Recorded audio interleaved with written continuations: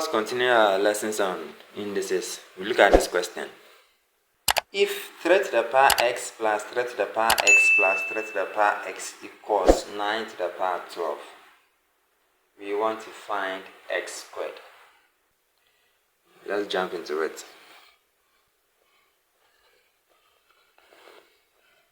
Solution.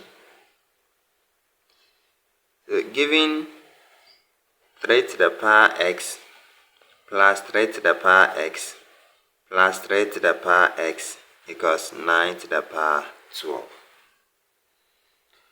What we have here, there are two ways you can go about that. I have 3 to the power x plus 3 to the power x plus 3 to the power x. They are all like terms, so all these three can be added. Also, we can factorize these things out. Now I have 3 to the power x. If that is taken out, I have 1 here plus 1 plus 1. This equals 9 to the power 12. So it's the same as adding 3 to the power x plus 3 to the power x plus 3 to the power x. So 1 plus 1 plus 1 will give us 3. So the bracket 3 to the power x equals 9 to the power 12. From here, we divide both sides by 3. Divide both sides here by 3, here by 3. So this 3 is going to cancel this one, leaving 3 to the power x over here. And at the right hand side, we are having 9 to the power 12 over 3. We continue. From this, we can rewrite the 9 as an index number to give us 3 to the power x equals 9 can be written as 3 to the power 2. All this to the power 12 all over 3. We are doing this so that we can have a common base at the numerator and then at the denominator. Let's go further. This is going to give us, from here, giving a raised to the power m all to the power n can be simplified as a raised to the power m multiplied by n, which ends up giving us a raised to the power mn.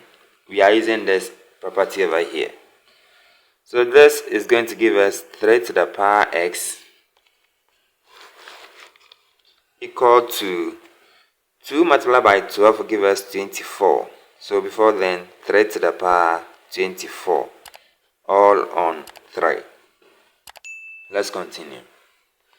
Now I have 3 to the power 24 all over 3, which is the same as 3 to the power 1.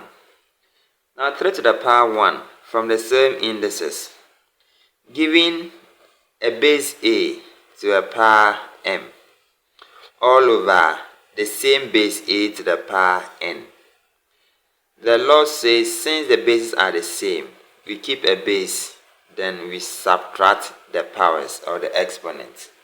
So a raised to the power m all over a raised to the power n is now going to be a raised to the power m minus n.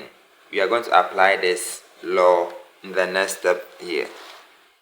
This is going to give us 3 to the power x equals 3 to the power 24 minus, from here, like I told you, this is the same as 3 to the power 1. So that 1 is going to come in as 24 minus 1. Continuing this, I have 3 to the power x equals 3 to the power 24 minus 1 will give us 23. I hope you understand that.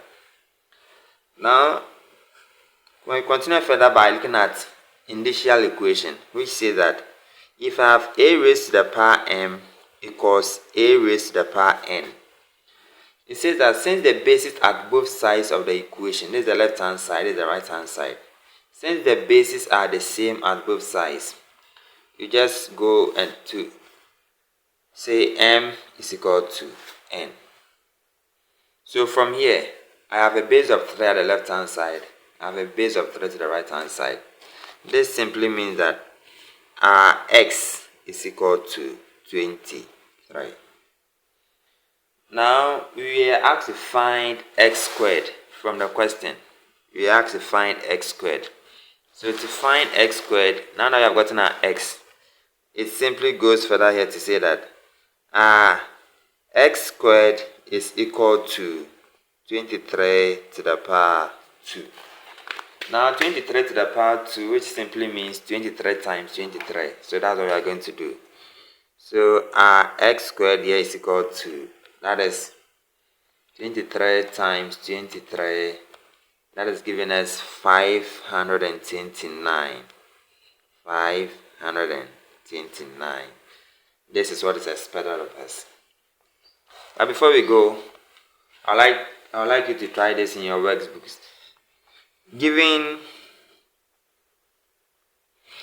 3 to the power x minus 1 equals 9 to the power 1 plus x, I would like you to find 2 to the power x. I would like you to do this in your workbooks. See you on the next one.